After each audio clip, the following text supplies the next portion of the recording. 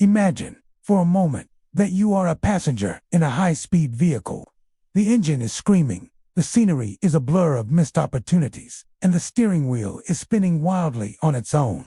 You are sitting in the driver's seat, but your hands aren't on the wheel. This is how most people live their lives.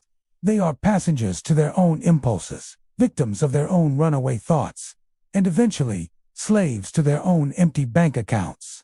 We call this being human, but in reality, it is the state of the amateur. To turn pro in the art of living, you must reclaim the 3 specific levers of control that govern almost every outcome in a human life: your mind, your mouth, and your money.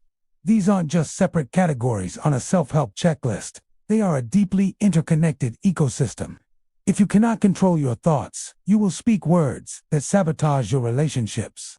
If you cannot control your words, you will make promises you can't keep and create conflicts you don't need. And if you cannot control either, your money will inevitably flow toward the distractions you use to numbing the pain of your own chaos. In this deep dive into the philosophy of self-mastery, we aren't just looking for hacks or quick fixes. We are looking for a fundamental shift in identity.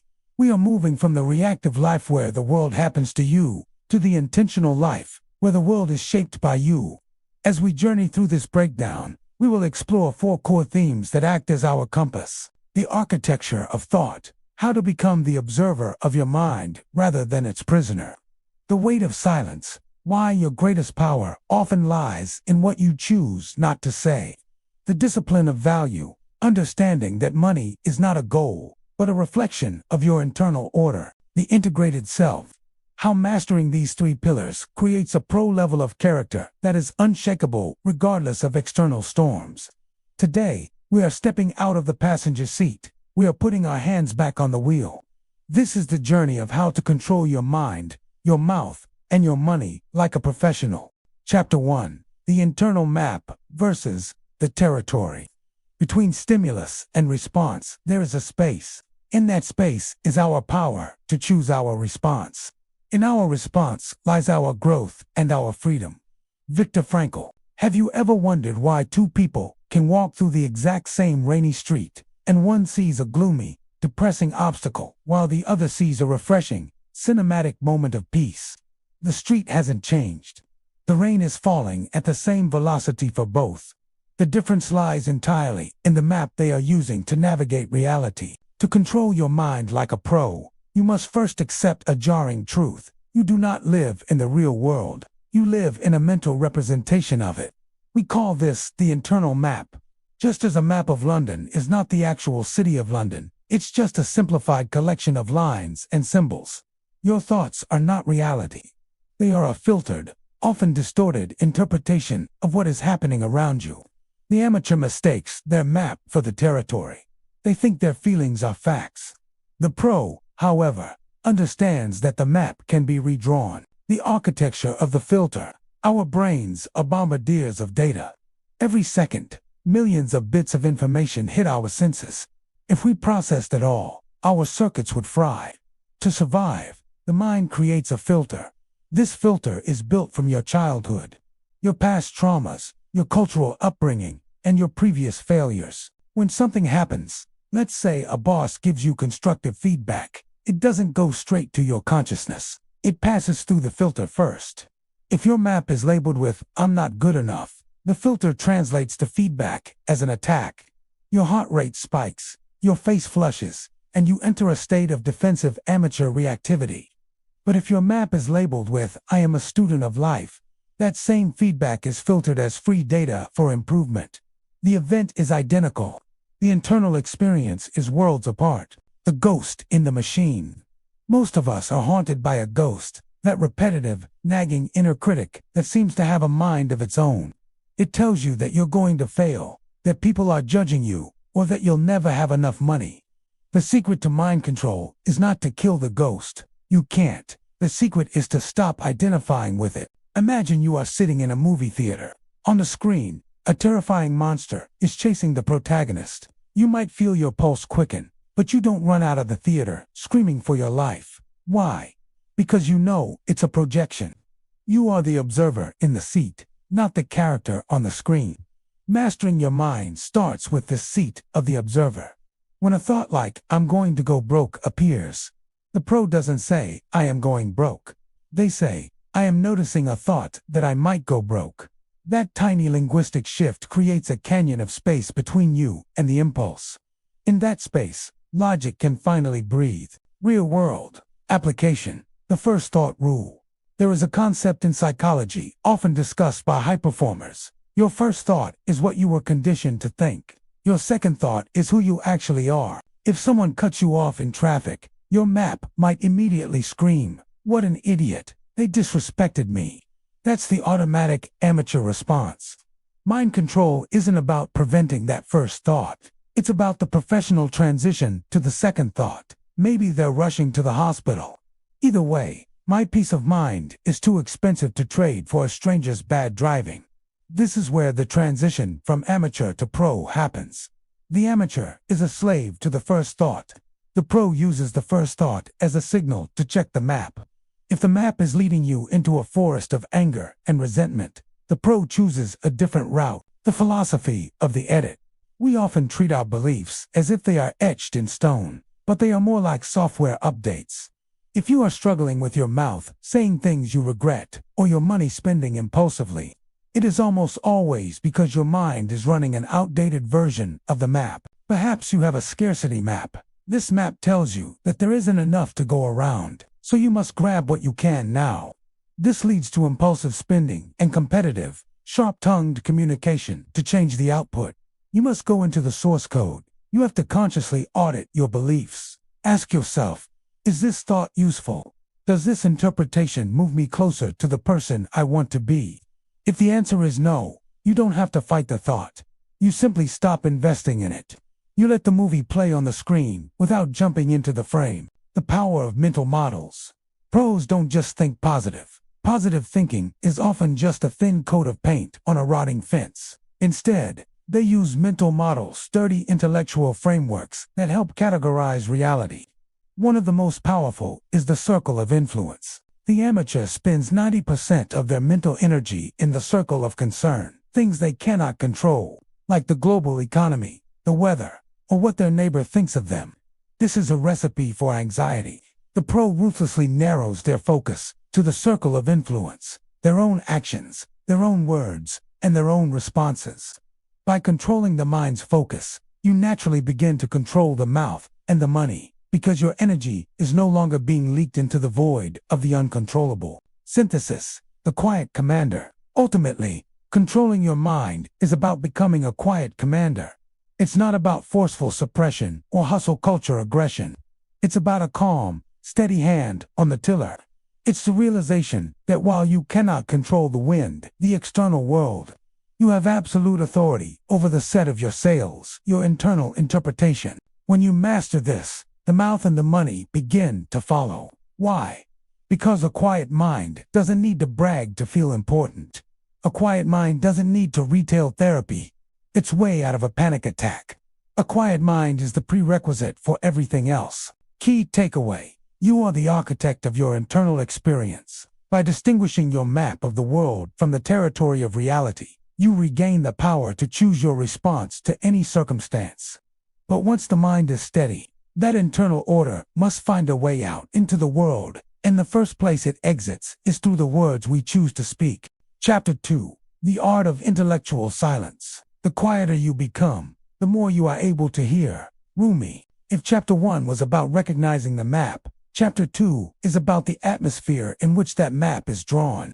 For most of us, the mind is not a quiet library. It is a chaotic stock exchange floor. There are shouting voices, ticker tapes of anxiety, and a constant, low-level buzz of mental noise. To control your mind like a pro, you must master the art of intellectual silence. This isn't just about meditation or sitting in a dark room. It is a functional, midday skill. It is the ability to maintain a still center while the world around you is screaming. The amateur is constantly thinking, but usually, they aren't actually thinking. They are being thought by their environment. The pro, however, knows that the most powerful thoughts are born in the womb of silence. The tyranny of the default mode network. Neuroscience tells us about something called the default mode network, DMN. This is the part of your brain that kicks in when you aren't doing anything specific. It's the wandering mind. Left to its own devices, the DMN usually defaults to three things: ruminating on the past, worrying about the future, or judging yourself and others. It is the factory of amateurism. When you lack intellectual silence, you are at the mercy of this network. You are reacting to ghosts of yesterday's arguments or shadows of tomorrow's bills. To turn pro, you must learn to switch from the DMN to the task-positive network, the state of being fully present. Intellectual silence is the off switch for the useless chatter that drains your cognitive battery. Think of your mind like a smartphone. If you have 50 apps running in the background, the one app you actually need will lag and the battery will die by noon.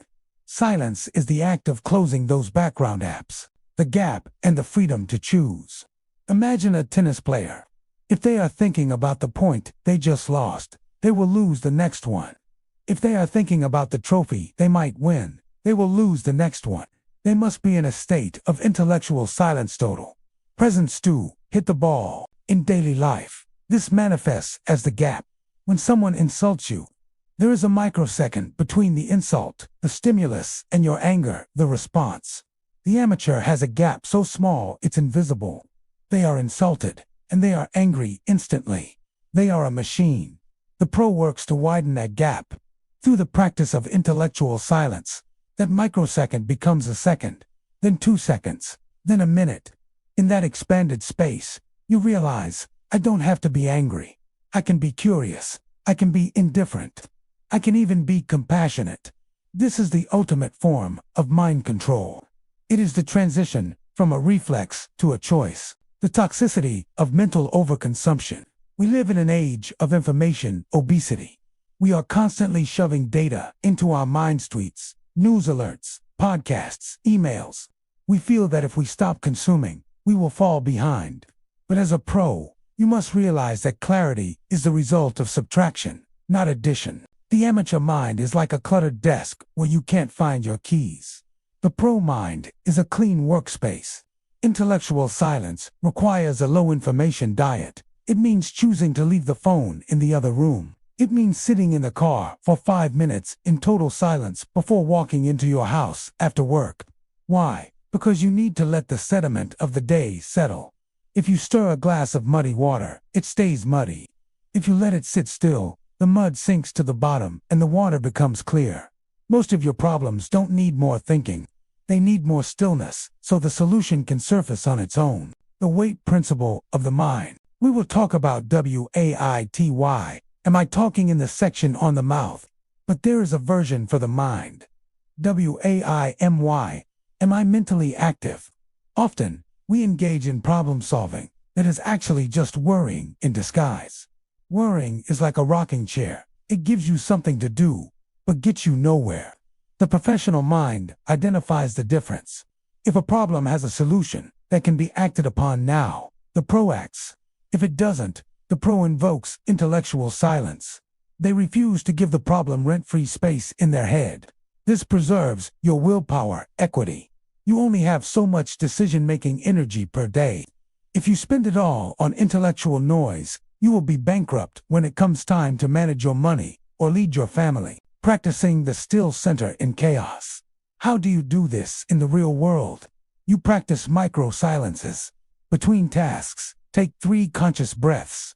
When walking from your car to the office, don't check your phone. Notice the air on your skin. During a heated conversation, focus on the physical sensation of your feet on the floor. These are not woo-woo, spiritual exercises. They are technical maneuvers to ground your nervous system. A grounded nervous system is a controlled mind. When your body is calm, your brain stops sending emergency signals. The pro understands that you cannot think your way out of a physiological state of panic. You must silence the body to silence the mind. Philosophical depth. The ego's need for noise. Why is silence so hard? Because the ego hates it. The ego defines itself through struggle, through doing, through having opinions. Silence is a threat to the ego, because in silence, the self that we've built, the successful businessman, the struggling artist, the victim, begins to dissolve. To control your mind like a pro, you must be willing to let go of the story of you for a few moments every day. In that void, you find the narrator, the pro, rather than the character, the amateur. The narrator is calm, objective, and strategic. The character is dramatic and exhausted. By cultivating intellectual silence, you are choosing to live as the narrator, connecting to mouth and money. This stillness is the bridge. A person with intellectual silence will never blurt out an insult they'll regret later mouthed. They will never panic sell their investments or buy a luxury car to fill an emotional void, money. Why? Because the void is already filled with a sense of internal adequacy. When you have mastered the art of being still, you no longer need the world to behave in a certain way for you to be okay.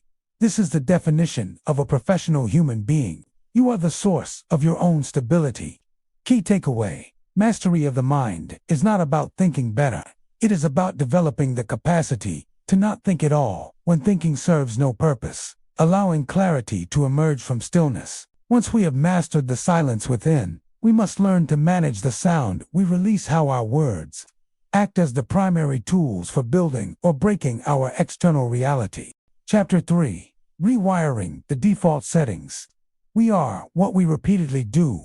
Excellence, then, is not an act, but a habit. Will do. 8. If Chapter 1 gave you the map, and Chapter 2 gave you the silence to read it, Chapter 3 is about the engine. To control your mind like a pro, you must understand that your brain is a biological machine with a strong preference for the path of least resistance. We call these paths default settings. Most of what you think, feel, and do today is not a conscious choice. It is a pre-recorded program. The amateur lives their entire life on these factory settings. Settings often installed by parents, peers, and past failures. The pro, however, realizes that the brain is plastic. It can be rewired. But this isn't a weekend project. It is a systematic overhaul of your cognitive architecture, the neurobiology of the groove. Think of your brain as a snow-covered hill. The first time you have a thought or a reaction, say, getting frustrated when a bill arrives, it's like sliding down that hill on a sled. You leave a faint track in the snow. If you react the same way tomorrow, you slide down the same track, making it deeper. After 10 years, those tracks are deep, icy grooves. You don't even need to steer anymore. The sled just falls into the groove automatically. In neuroscience, this is described by Hibb's law. Neurons that fire together, wire together. If you habitually link money with stress, those neurons are now physically wired together. To the amateur, this feels like personality or fate, they say. That's just how I am. The pro looks at the same icy groove and says, that is a legacy setting that no longer serves me. It's time to pack fresh snow and carve a new path. The anatomy of the default mind. Most amateur default settings are rooted in two primary instincts, protection and projection. The protection default, your brain's primary job, is to keep you alive, not happy. It defaults to negative bias, constantly scanning for what's wrong. It prefers a familiar misery over an uncertain joy, because the familiar is safe. The projection default. We default to blaming the outside world for our internal state. It is easier to say, I'm broke because the economy is bad, than to say, I'm broke because my mind is undisciplined. Rewiring these settings requires an administrative override. You have to stop being the user of the software and start being the developer. Step 1. The audit of evidence. You cannot rewire a setting you haven't identified. The pro begins with a belief audit. Take a specific area: money, for example. What is your default setting? Is it, money is hard to come by? Or, I'm bad with numbers? Now, look for the evidence. The amateur only looks for evidence that confirms the setting confirmation bias. If they lose $5, they say, see, I'm bad with money. The pro deliberately hunts for counter-evidence. They look for the times they did save, the times they were disciplined, and the times they did provide value. Rewiring starts by starving the old setting of attention and feeding the new one with small, undeniable wins. Step 2. The minimum viable thought. The biggest mistake people make in self-mastery is trying to jump from "I am a failure" to "I am a world-class success" in one day. The brain's amygdala, the fear center, senses this lie and triggers a rejection response. It feels fake, so the old wiring holds firm. The pro uses minimum viable thoughts, MVTs. Instead of a massive affirmation, you use a bridge thought. Old setting: I'll never get out of debt. Pro, MVT: I am a person who is currently learning how to manage cash flow. This is a neutral, factual statement that your brain can't argue with. It creates a level ground in the snow, allowing you to begin carving the new groove without the friction of self-disbelief. This is how you control the mind like a professional through increments, not explosions. The role of environment design in rewiring: your mind does not exist in a vacuum. It is constantly responding to triggers in your physical and digital world.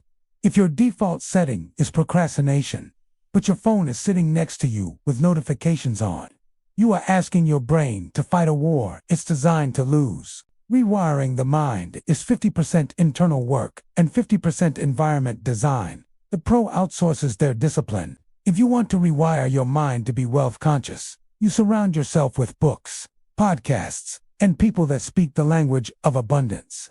You change the inputs so the default output has no choice but to shift. You don't rely on willpower.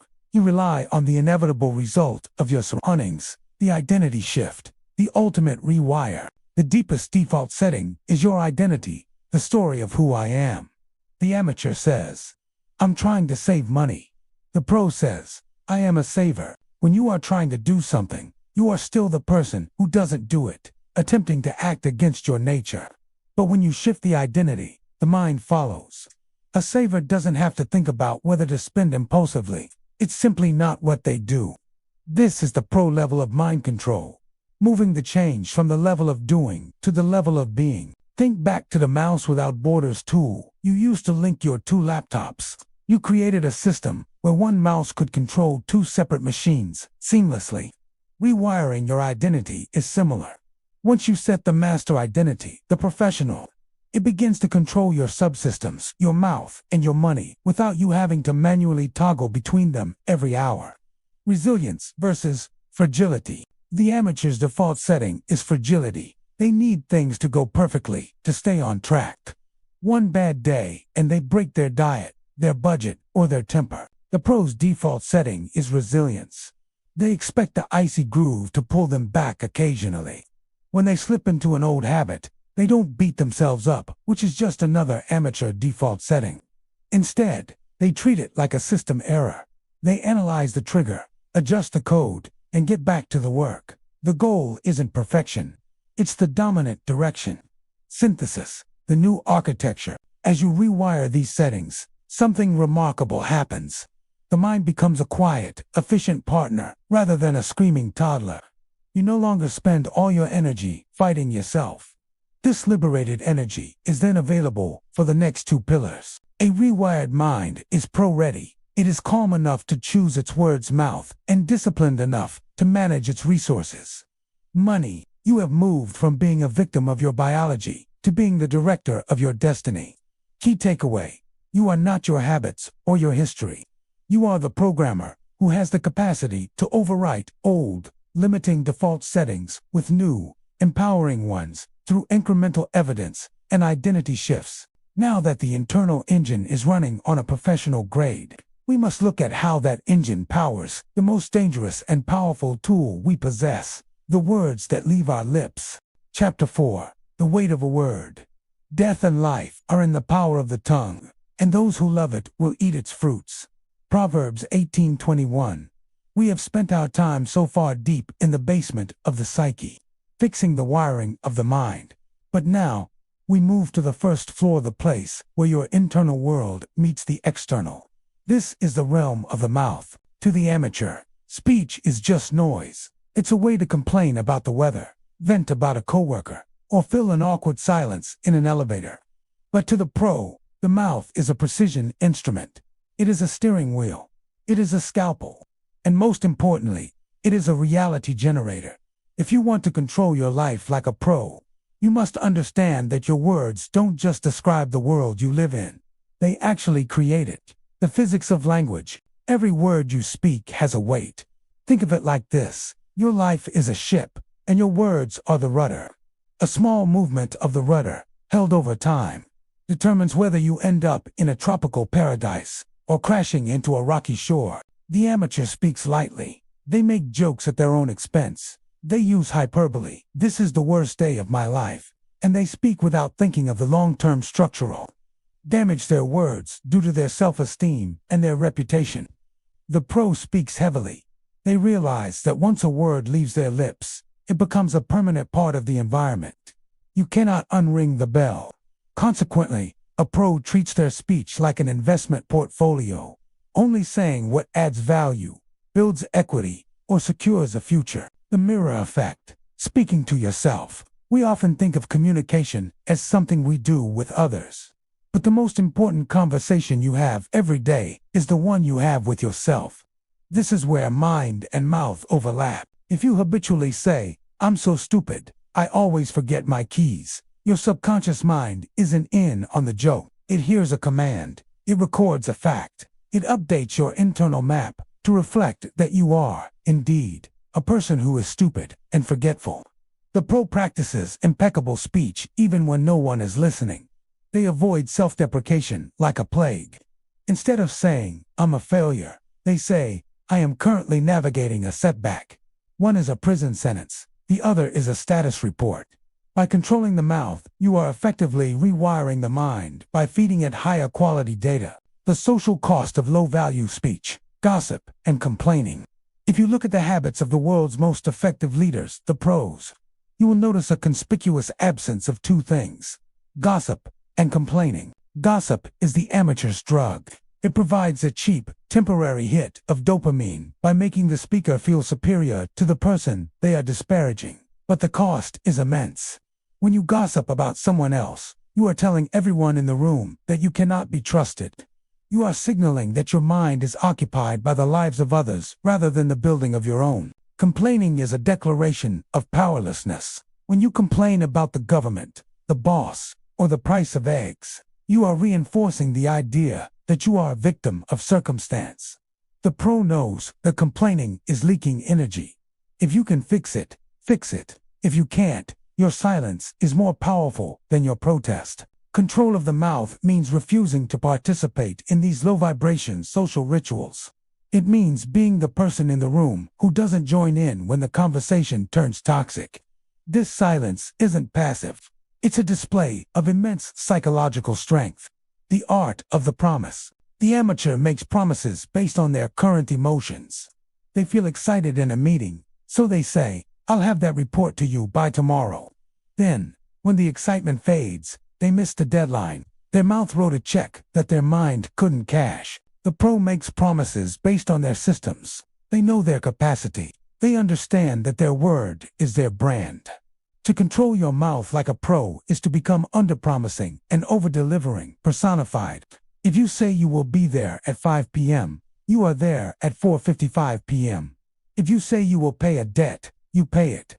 This builds trust equity, which is the most valuable currency in the world, more valuable than the money we will discuss later. Why? Because when people trust your mouth, they will give you their money. The linguistic reframing technique. Pros use language to de-escalate their own stress. Imagine you are working on your mind-booked channel and a video performs poorly. The amateur mouth says, "This is a disaster. I wasted my time. Maybe I should quit." The pro mouth says, "This is an interesting data point. The audience didn't resonate with this specific angle. I need to adjust the hook next time." Notice the difference. The amateur uses emotional language that triggers the fight or flight response. The pro uses operational language that keeps the mind in a state of problem solving. You can literally talk yourself out of a panic attack or talk yourself into a state of focus simply by choosing clinical, objective words over dramatic, subjective ones. The power of no. The most professional word in the English language is often the shortest. No. The amateur is afraid to say no because they want to be liked. They overcommit, burn out, and eventually fail everyone. The pro says no to almost everything so they can say a hell yes to the things that actually matter. Controlling your mouth means setting boundaries. It means being able to say, I appreciate the offer, but that doesn't align with my current priorities, without feeling the need to apologize or overexplain. A pro mouth is not a yes-man mouth. It is a selective, high-integrity filter, connecting the mouth to money. There is a direct line between the words you speak and the money you keep. If you cannot speak with authority, you cannot negotiate a higher salary or close a big sale. If you cannot speak with honesty, you will enter into bad partnerships that drain your bank account. Most money problems are actually communication problems in disguise. They are the result of not having the difficult conversation, not asking for what you're worth, or saying yes to a lifestyle you can't afford just to impress people you don't like. When you master the mouth, you begin to protect your resources. You stop spending social capital on nonsense and start investing linguistic capital in your future. Synthesis, the guardian of the gate. Your mouth is the guardian of the gate. It sits at the exit of your mind and the entrance to your reputation. To control it like a pro is to realize that you are responsible for every vibration you put into the air. If your mind is the silent architect, your mouth is the construction crew. They are the ones who actually build the relationships, the businesses, and the character that the world sees. If the crew is lazy, sloppy, and loud, the building will fall. If the crew is disciplined, precise, and honest, you will build a legacy that lasts. Key takeaway: your words are the API through which you interact with reality. By treating speech as a high-stakes investment rather than a casual release, you shape both your internal identity and your external opportunities. But there is one thing even more revealing than the words we say, and that is what we do with the silence that follows. This leads us to the most misunderstood power of the professional: the ability to say nothing at all. Chapter 5. The Power of Strategic Silence. Better to remain silent and be thought a fool than to speak and to remove all doubt. Abraham Lincoln. If the mouth is a steering wheel, then strategic silence is the brake system. In the world of the amateur, silence is a vacuum that must be filled. It is uncomfortable, awkward, and threatening. The amateur speaks because they have to say something. The pro speaks because they have something to say. To control your mouth like a pro, you must realize that silence is not the absence of communication. It is a sophisticated form of it. It is a tool of observation, a position of power, and a shield for your reputation. In this chapter, we explore why the most influential person in the room is often the one who says the least. The vulnerability of the voice. There is a psychological phenomenon where, in the presence of silence, most people feel a desperate urge to fill the dead air. The amateur falls into this trap every time. In a negotiation, a job interview, or even a first date, the amateur overshares, and eventually overcommits. The pro understands the vulnerability of the voluble. When you speak too much, you inevitably reveal your insecurities, your lack of preparation, or your desperation. By maintaining strategic silence, you force the other party to reveal their hand. Silence creates a psychological pressure that acts as a truth serum. If you ask a difficult question and then simply wait, without nodding, without humming, without breaking eye contact, the other person will often keep talking until they've told you exactly what you need to know. The WAIT principle. Why am I talking? The pro has an internal filter called the wait principle. Before opening their mouth, they run a split-second diagnostic. Why am I talking? Most amateur speech is driven by 3 low-level impulses. To be right, the need to win an argument, even if the win costs a relationship. To be liked, the need to people-please or seek validation.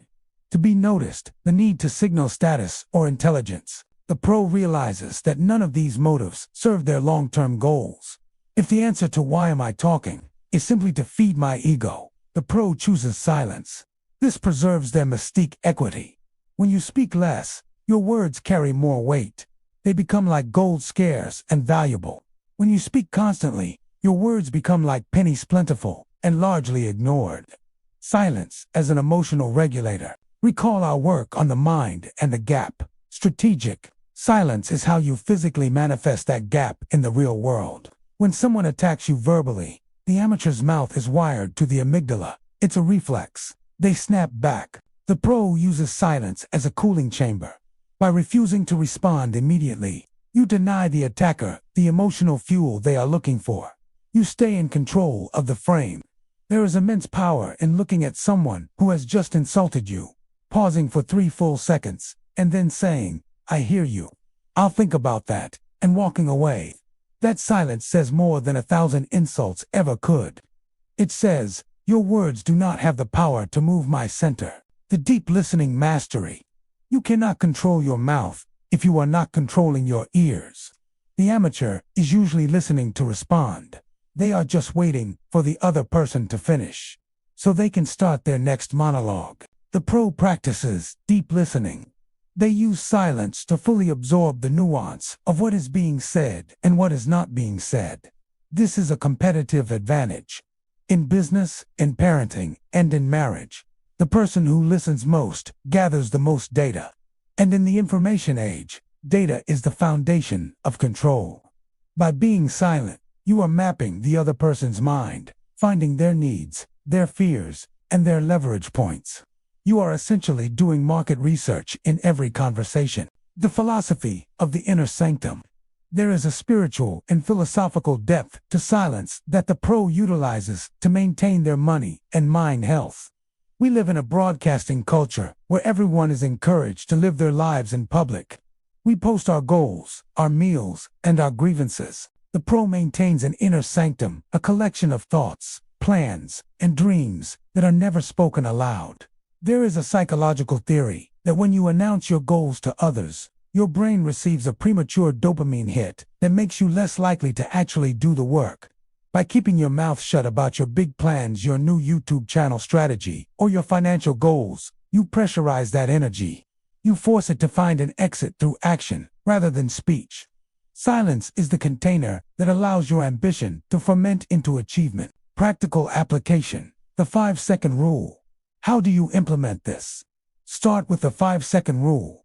In any conversation that isn't purely social fluff, wait 5 seconds before responding to a complex question or a criticism. It makes you look thoughtful, intelligence signaling. It gives you time to choose pro words over amateur words, mind control. It forces the other person to sit with their own words, social leverage. This is especially vital in managing your money.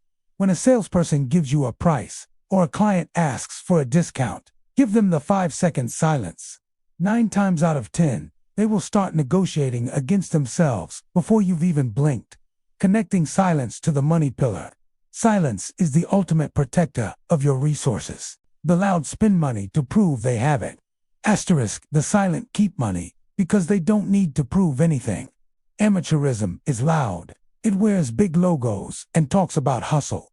Professionalism is quiet. It values quiet wealth, the kind that doesn't need to be announced because its power is self-evident in its stability. When you master strategic silence, you stop the leakage of your status. You stop trying to buy the room's attention with words or possessions, and you start owning the room through presence. Synthesis, the eloquence of the void. Strategic silence is the bridge to the money section because it represents the ultimate form of self-possession. If you can control your impulse to speak, you can control your impulse to spend. If you can handle the discomfort of a quiet room, you can handle the discomfort of a market crash or a business setback. The pro mouth is a gate that only opens for a purpose. It doesn't leak. It doesn't waste. It doesn't beg. It is the physical manifestation of a mind that is fully under its own command. Key takeaway: silence is not a lack of power. It is the ultimate exercise of it. By choosing when not to speak, you preserve your energy, gather superior data, and maintain authority over your environment. With the mind quiet and the mouth disciplined, we have built the internal and social infrastructure necessary to handle the third and most volatile pillar, the management of the energy we call money. Chapter 6. Language as a reality generator. The limits of my language mean the limits of my world. Ludwig Wittgenstein. We have learned when to speak and when to remain silent. But now, we must look at the specific texture of the words you choose when you finally open your mouth. This is the transition from the mouth to the money. To control your life like a pro, you must understand that language is not merely a tool for reporting on reality. It is the operating system that generates your reality. The amateur uses language like a blunt instrument, flailing it about and wondering why they are bruised. The pro uses language like a programmer uses code. If the code is buggy, the software crashes. If your language is buggy, filled with victimhood, imprecision, and scarcity, your financial and mental life will crash regardless of your hard work. The linguistic feedback loop. Your brain is constantly eavesdropping on your mouth. There is a physiological feedback loop between the words you utter and the chemistry of your body. When you use high-stress language, words like disaster, nightmare, hate, always, and never, your brain interprets these as signals of an immediate threat. It releases cortisol. It narrows your peripheral vision. It puts you in a state of amateur survival. The pro practices linguistic reframing. They understand that by changing the label, they change the experience. For example, a pro doesn't have problems. They have variables. They don't have failures. They have postmortem data. This isn't just positive thinking, which is often just lying to yourself. This is technical accuracy. A problem feels like a wall. A variable feels like a puzzle piece. One stops you. The other invites you to find where it fits, moving from passive to active voice. One of the hallmarks of the amateur is the passive mouth. Listen to how they talk about their life. I got passed over for the promotion. Money just seems to disappear. The algorithm killed my video. In this language, the speaker is an object that things are done to. They have no agency. They are the passenger we discussed in the introduction. The pro uses active language. They take the I and put it at the start of the sentence. I didn't demonstrate enough value for that promotion yet. I am currently mismanaging my cash flow. I haven't cracked the code for the audience's current interests. This shift is painful because it requires taking responsibility. But responsibility is the price of power. When you change your language to the active voice, you are telling your mind that you are the one with the remote control. If you are the cause, you can be the cure. If the economy is the cause, you are a victim until the economy decides to change. The vocabulary of wealth and scarcity. This is where the mouth meets the money. The amateur often speaks the language of lacking. They say, I can't afford that. This phrase is a mental stop sign. It tells the brain to cease all creative problem solving. It shuts down the prefrontal cortex. The pro replaces I can't afford that with how can I afford that, or that is not a priority for my capital right now.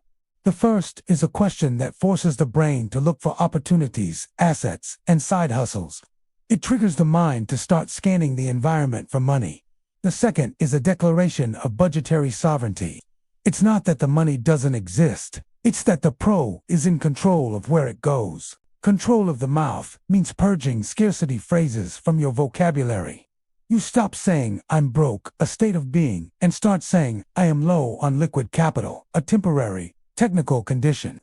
This may seem like semantics, but to your subconscious mind, it is the difference between a death sentence and a temporary setback. The labeling of emotions, psychologists call it affect labeling. Research shows that when you put a specific name to a feeling, it reduces the activity in the amygdala. The amateur has a very small emotional vocabulary. They are either good or pissed off. The pro has a high-resolution emotional vocabulary. Instead of saying they are stressed, a vague, amateur word, they might say they are anticipating a high-stakes challenge or experiencing a period of intense cognitive load. By using more precise, less loaded language, you effectively talk down your nervous system. You keep your mind calm so you can make pro decisions with your money. The narrative of the mind-booked journey. As you build your YouTube channels or your software reselling business, the story you tell about that journey matters more than the journey itself. If you describe your work as a grind or a struggle, you are wiring your mind to seek an exit. You are making the process an enemy to be defeated. The pro describes the work as the lab or the practice. In a lab, an experiment that doesn't work isn't a failure. It's a success because it eliminated a wrong path. By controlling your narrative language, you build endurance equity. You make it possible to stay in the game long enough for the money to eventually show up. The identity speech technique. We touched on identity in the mind section, but it is cemented through the mouth. You must speak your future identity into the present. This doesn't mean faking it until you make it to others. That's amateur vanity. It means faking it until you become it to yourself. If you want to be a master of your finances, you must start speaking like one. Talk about yield, assets, leverage, and compounding. Even if you only have $10 in your pocket, describing that $10 as seed capital rather than lunch money changes how you treat it. Your mouth sets the expectation for your money. If you speak like a consumer, you will spend like a consumer. If you speak like an investor, your mind will eventually find something to invest in. Synthesis, the script of the professional. Your life is the movie, and your words are the script. Most people are living out a script written by their fears, their parents, and their amateur impulses. To control your mind, mouth, and money like a pro, you must grab the pen. By choosing active, precise, and abundance-oriented language, you are performing a continuous administrative override on your old mental programming. You are creating a world where problems are puzzles, failures are data, and you are the central protagonist with the power to change the plot. Key takeaway: language is the bridge between internal thought and external resource. By ruthlessly refining your vocabulary to favor agency, precision, and curiosity, you force your reality to align with your professional standards. We have mastered the internal engine and the social rudder. Now, it is time to step into the final arena, the management of the external energy that sustains our freedom and reflects our discipline, the realm of money. Chapter 7. The Psychology of Scarcity and Abundance. Money is a terrible master, but an excellent servant. P.T. Barnum. We have finally arrived at the third pillar, money. To the amateur, money is a mysterious, external force, something you get, lose, or run out of. It is often viewed with a mixture of worship and resentment. But, to the pro, money is simply congealed energy. It is a tool that reflects the quality of your mind and the discipline of your mouth. If you have mastered the first two sections, you will realize a profound truth. You don't have a money problem. You have a psychology problem that manifests in your bank account. In this chapter, we deconstruct the invisible scripts that keep people in a state of financial amateurism and build the professional mindset of abundance. The scarcity trap, the amateur economic model. Most of us were raised in a scarcity model. This is the belief that the world is a giant pie of fixed size. If someone else gets a big slice, yours must be smaller. This mindset triggers a physiological response similar to the mind triggers we discussed in Chapter 1. It creates tunnel vision. When you are in a scarcity mindset, your IQ actually drops. You become obsessed with the immediate paying the next bill, getting the next sale at the expense of the long term.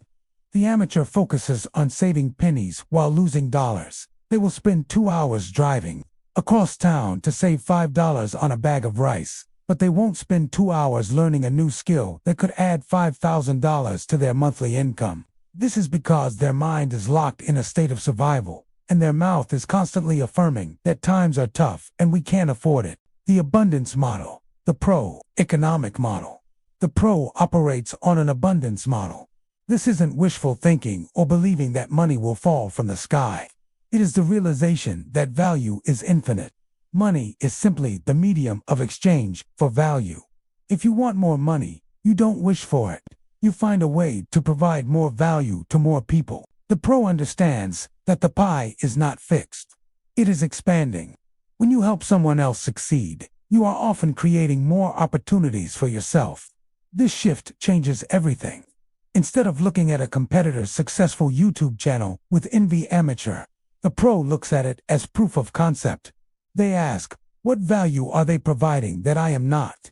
The amateur competes, the pro creates. The money scripts audit. To control your money, you must audit your money scripts, the unconscious beliefs you inherited about wealth. Common amateur scripts include, money is the root of all evil. Actually, the love of money at the expense of character is the issue. I'm just not a money person. This is a mouth error. Everyone can be a money person if they learn the rules. Rich people are greedy. Some are. Many are the most generous people on earth. The pro replaces these with wealth scripts. Money is a neutral tool that magnifies who I already am.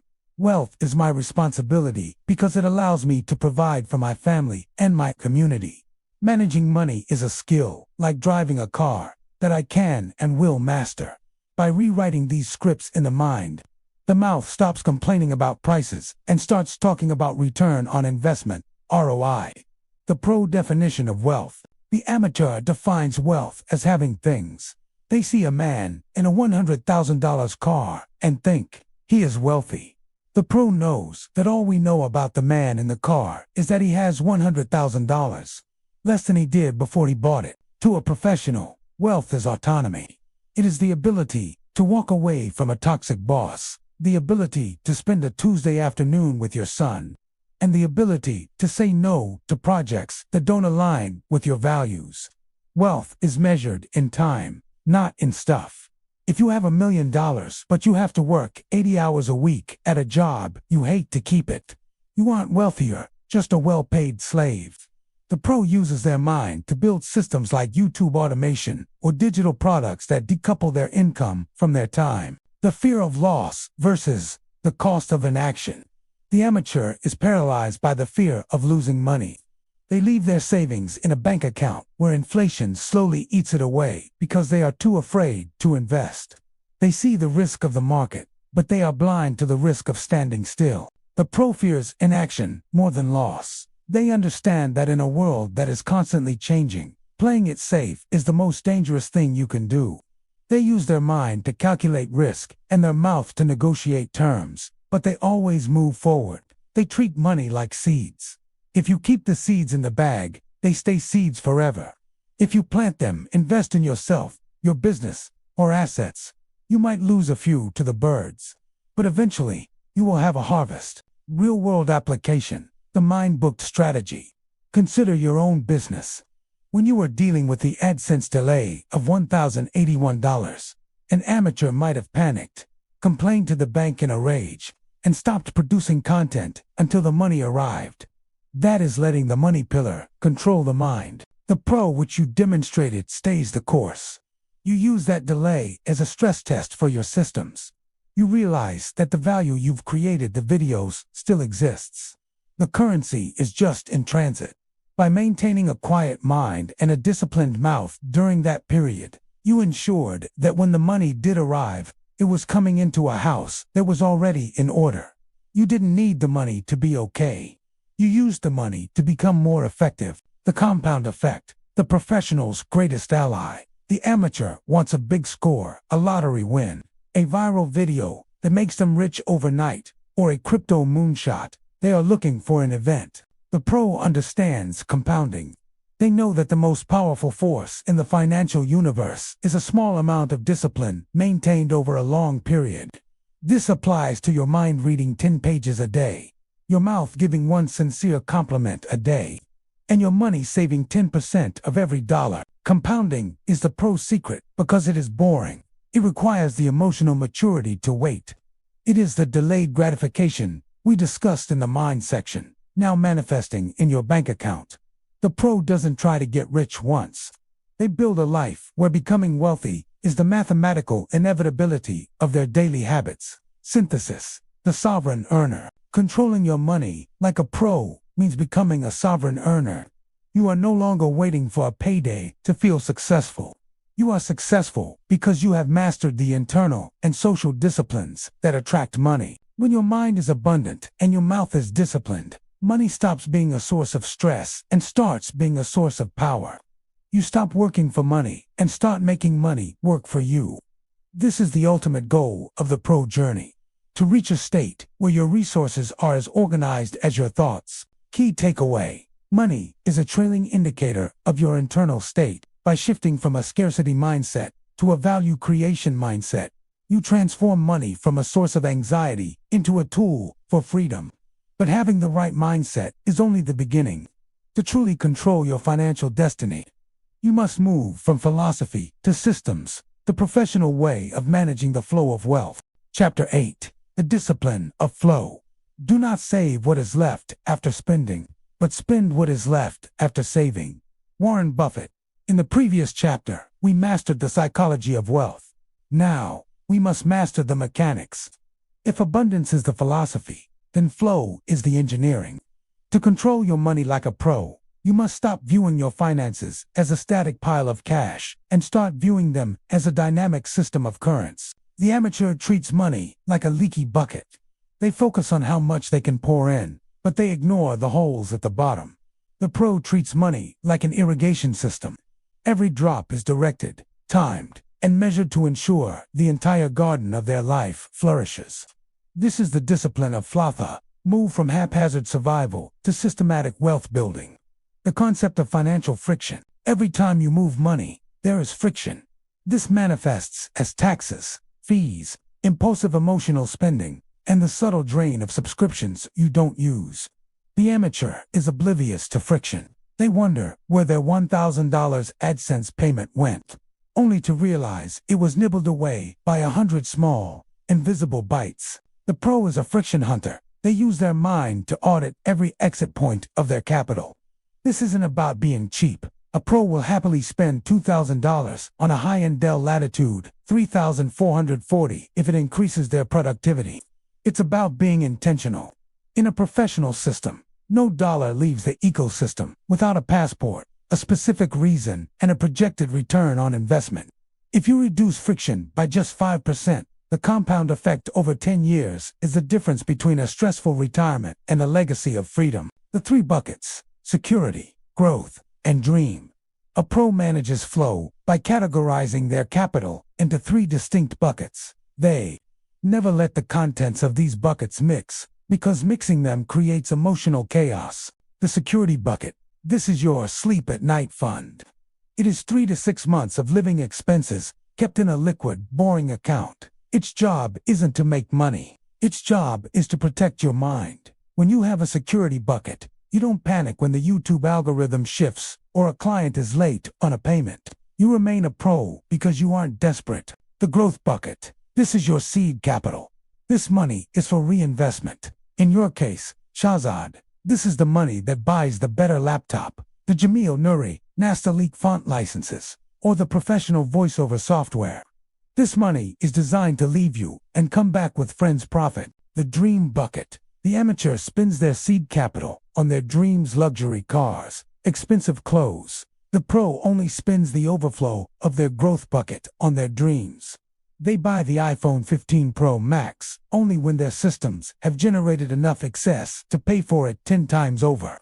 The anti-budget, controlling flow through automation. The amateur hates the word budget because it feels like a mouth restriction. It feels like saying no to yourself. The pro uses automation to bypass the need for willpower. Instead of trying to remember to save, the pro sets up a system where a percentage of every payment is automatically diverted.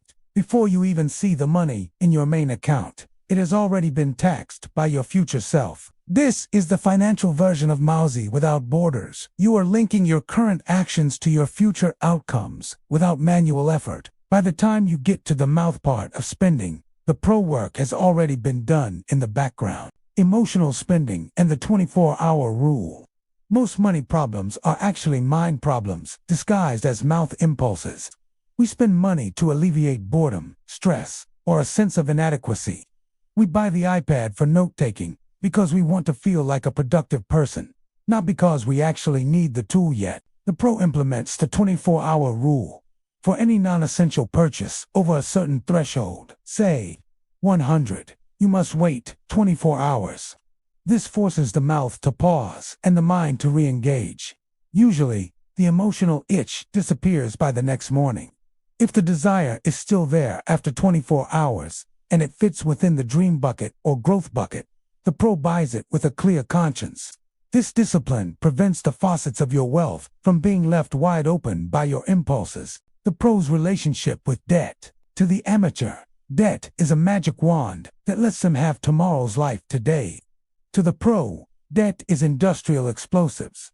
If used correctly by an expert, for example, a low-interest loan to scale a proven business, it can move mountains. If used by an amateur, for example, credit card debt for consumer goods, it will blow your house down. Control of money means having a zero-tolerance policy for high-interest consumer debt. A professional understands that paying 20% interest on a credit card is the mathematical equivalent of setting your future on fire. They would rather live in a smaller house and drive a used car than be a slave to a bank's interest rate. They use their mouth to say no to the social pressure of looking rich so they can actually be rich. Wealth as a system of ratios. The pro doesn't focus on the amount of money as much as the ratios. What is the ratio of your income to your expenses? What is the ratio of your active income, YouTube scripts, to your passive income, software reselling, digital products? As you grow, your goal isn't just to make more. It is to improve these ratios. You want your lifestyle creep to grow slower than your income growth. If your YouTube channel doubles its revenue, you don't double your rent. You keep your rent the same and double your growth bucket. This is how you create a wealth snowball. The amateur increases their lifestyle to match their income. The pro increases their freedom to match their income. Synthesis. The financial engineer. The discipline of flow is about becoming the engineer of your own prosperity. It is the realization that you cannot manage what you do not measure.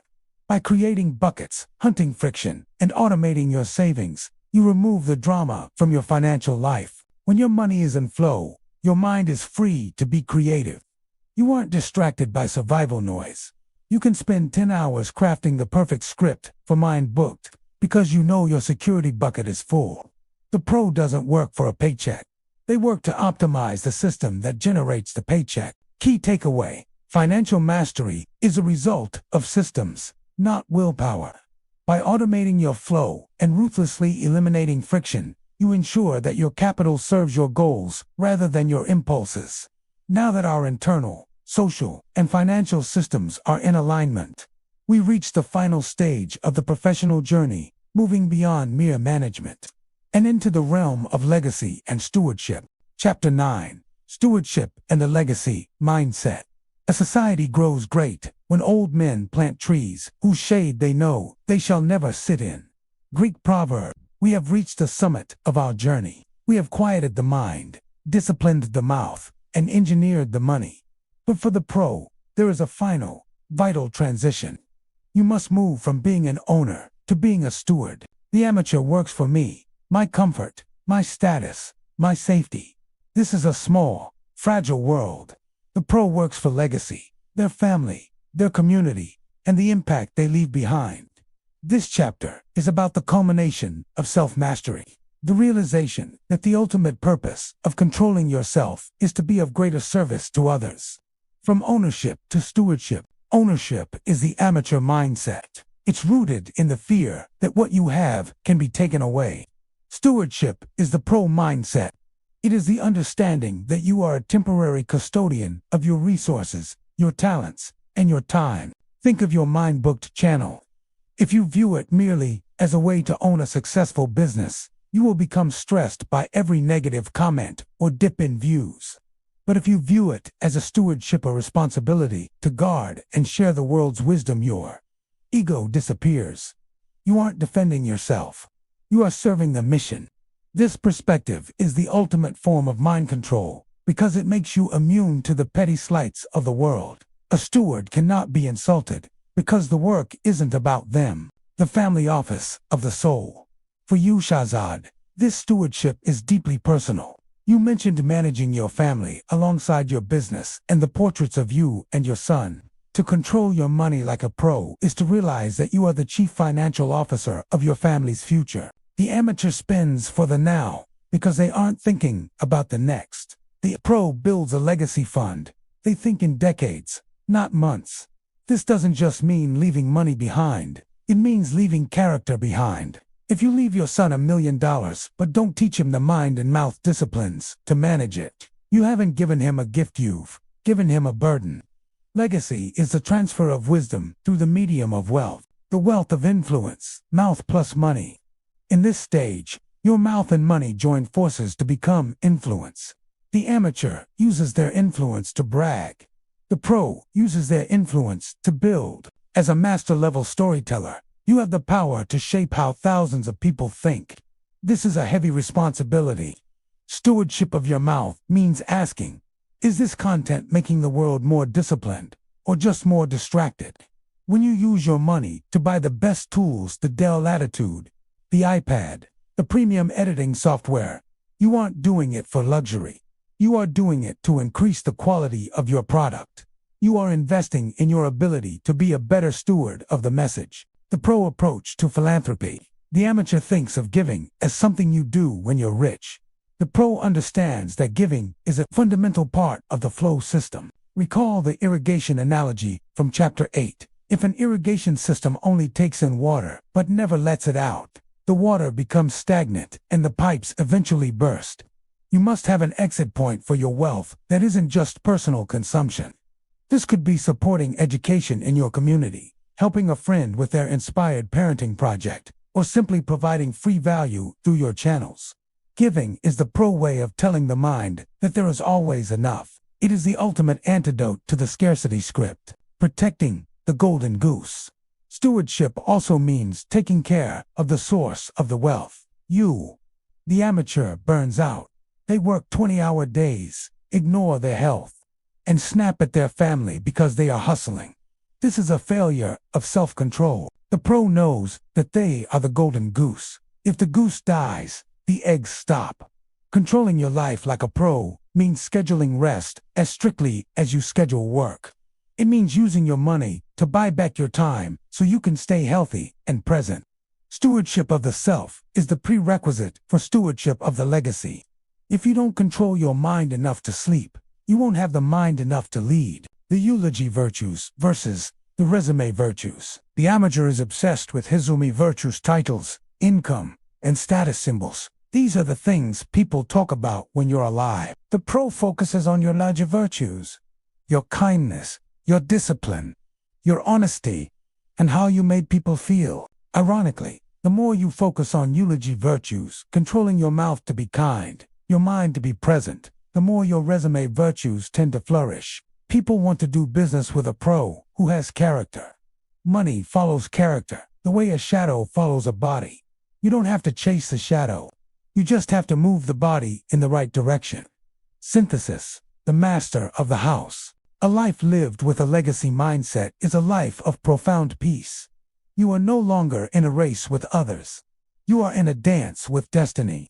You have taken the raw materials of your thoughts, your words, and your coins and forged them into a temple. When you sit at your dual laptop workstation, using mouse without borders to navigate between tasks, you aren't just working. You are fulfilling a duty. You are a professional human being, standing at the intersection of your potential and your performance. You have controlled the mind, the mouth, and the money, not to be a king, but to be a builder. Key takeaway: the ultimate goal of self-mastery is stewardship. By shifting your focus from having to serving, you transform your resources into a lasting legacy. Our journey through the chapters is complete. We have the map, the tools, and the vision. Now, let us bring it all together into a final call to action, the blueprint for your new life as a pro. Conclusion: the integrated self. We have traveled from the silent, invisible corridors of the mind, through the high-stakes gateway of the mouth, and finally into the tangible, flowing energy of money. What we have discovered is that these are not three separate challenges, but three mirrors reflecting a single truth. The quality of your life is determined by the quality of your self-governance. To live as an amateur is to be a fragmented collection of reactions, impulses, and default settings that are easily swayed by the winds of the economy or the opinions of strangers. But to live as a pro is to be an integrated whole. It is to reach a state where your thoughts are intentional, your words are impeccable, and your resources are disciplined. When these three pillars are in alignment, you don't just have a better life. You become a different kind of human being. You become a person of weight, a person of depth, and most importantly, a person of peace. As you step away from this intellectual journey and back into the driver's seat of your daily life, I want to leave you with 5 practical principles to anchor your transformation. The observer's pause. Never let a first thought or a sharp word escape without a 3-second audit. Move from the passenger seat to the seat of the observer. Linguistic stewardship. Purge the language of victimhood. Replace "I can't" with "how can I?" and "I have to" with "I get to." The system of ratios. Focus less on the pile of money and more on the flow. Automate your future so your present self doesn't have to fight for discipline. Strategic stillness. Cultivate a sanctuary of silence every day. Realize that your greatest power often lies in what you choose not to say and what you choose not to spend. The legacy filter. Before every major decision, ask, is this an act of ownership for my ego or an act of stewardship for my legacy? Shahzad, your journey with Mind booked, and your business is more than just a search for financial freedom. It is a quest for character. The laptops, the AdSense payments, and the scripts are merely the training ground. The real product is the man you are becoming, a father who leads with clarity, a creator who speaks with truth, and a professional who manages his world with a calm, steady hand. The world is full of noise, but the pro is a master of the signal. The amateur's steering wheel is spinning wildly, but your hands are now firmly on the wheel. The question is no longer whether you can control your world. The question is, now that you have the tools, what kind of world will you choose to build?